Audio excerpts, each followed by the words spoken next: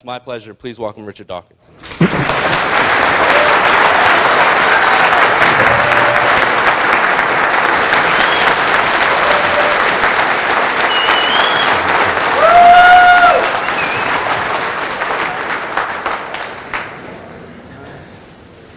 I bring greetings from that little-known region, the rest of the world, in congratulating America on getting rid of the worst president in living memory.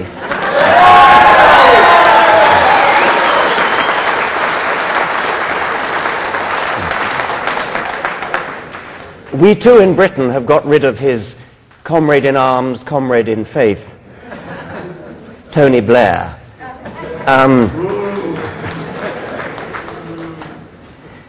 You might wonder what's happened to Tony Blair since he disappeared. Well, he has founded the Tony Blair Faith Foundation.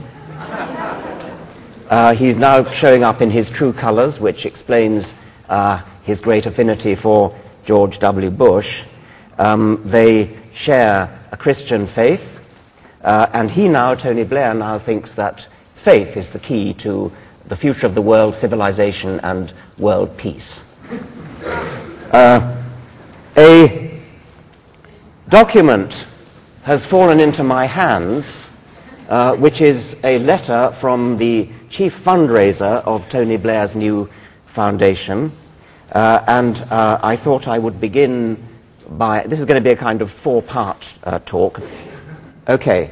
This is the letter from the chief fundraiser of Tony Blair's foundation, which has unexpectedly fallen into my hands.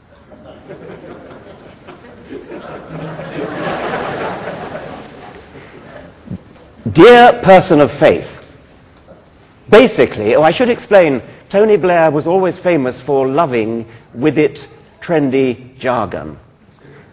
He loves using words like cool and office speak like thinking out of the box and phrases, you know the kind of thing.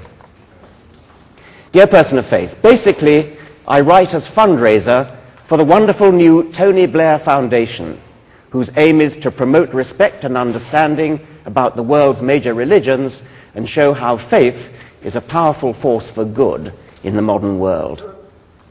I would like to touch base with you on 6 key points from the recent New Statesman piece by Tony, as he likes to be called by everybody, of all faiths, or indeed of none, for that's how tuned in he is. My faith has always been an important part of my politics. Yes, indeed, although Tony modestly kept stum about it when he was Prime Minister. As he said, to shout his faith from the rooftops might have been interpreted as claiming moral superiority over those with no faith, and therefore no morals, of course. Also, some might have objected to their leader taking advice from voices only he could hear. But hey, reality is so last year compared with private revelation, isn't it? What else, other than shared faith, could have brought Tony together with his friend and comrade in arms, George Mission Accomplished Bush, in their life-saving and humanitarian intervention in Iraq? Admittedly, there are 1 or 2 problems remaining to be ironed out there, but all the more reason for people of different faiths, Christian and Muslim, Sunni and Shia, to join together in meaningful dialogue to seek common ground, just as Catholics and Protestants have done so heartwarmingly throughout European history. It is these great benefits of faith that the Tony Blair Foundation seeks to promote. We are focusing on 5 main projects initially, working with 6 partners in the 6 main faiths. Yes, I know, it's a pity we had to limit ourselves to 6, but we do have boundless respect for other faiths, all of which in their colourful variety enrich human lives. In a very real sense, we have much to learn from Zoroastrianism and Jainism, and from Mormonism, though Cherie says we need to go easy on the polygamy and the sacred underpants. Then again, we mustn't forget the ancient and rich Olympian and Norse traditions, Although our modern blue skies thinking out of the box has pushed the envelope on shock and awe tactics and put Zeus's thunderbolts and Thor's hammer in the shade.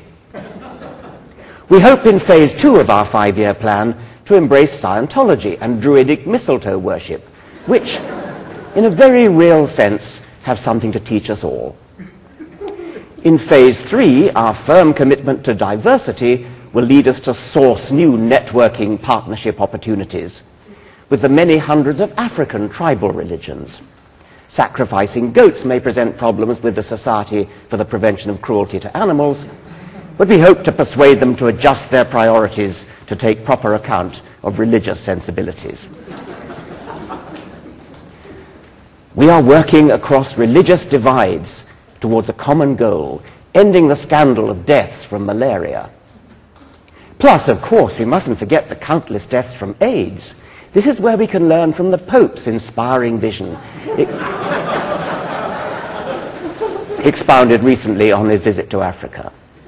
Drawing on his reserves of scientific and medical knowledge, informed and deepened by the values that only faith can bring, His Holiness explained that the scourge of AIDS is made worse, not better, by condoms. His advocacy of abstinence may have dismayed some medical experts, and the same goes for his deeply and sincerely held opposition to stem cell research. But surely to goodness we must find room for a diverse range of opinions.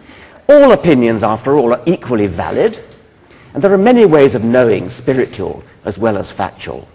That, at the end of the day, is what the Tony Blair Foundation is all about.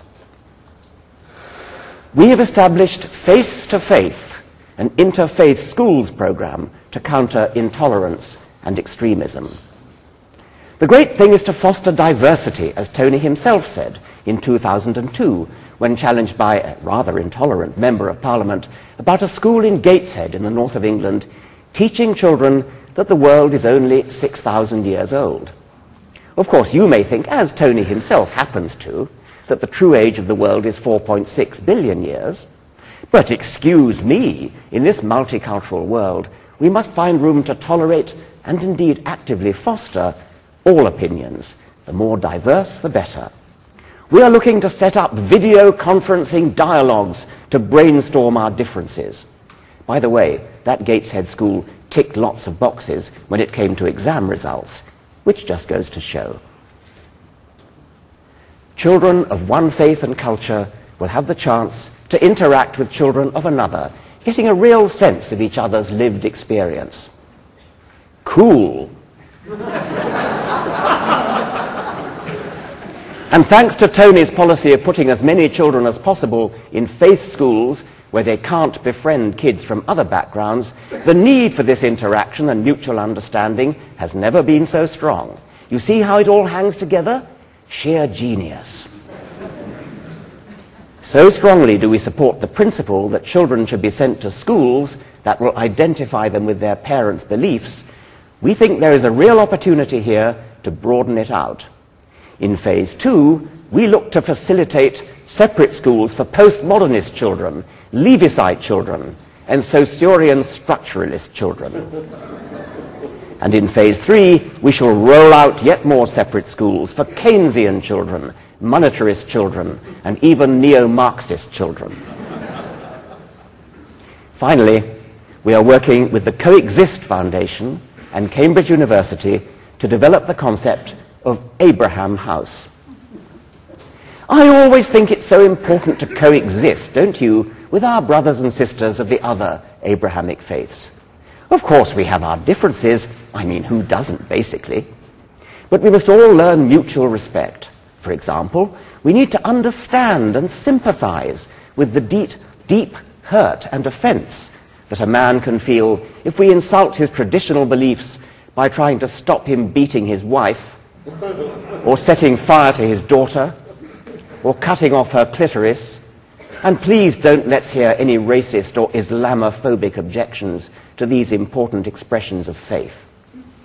We shall support the introduction of Sharia courts, but on a strictly voluntary basis, only for those whose husbands and fathers freely choose it. The Tony Blair Foundation will work to leverage mutual respect and understanding between seemingly incompatible faith traditions. After all, despite our differences, we do have one important thing in common. All of us in the faith communities hold firm beliefs in the total absence of evidence, which leaves us free to believe anything we like. So at the very least, we can be united in claiming a privileged role for all these private beliefs in the formulation of public policy. I hope this letter will have shown you some of the reasons why you might consider supporting Tony's foundation.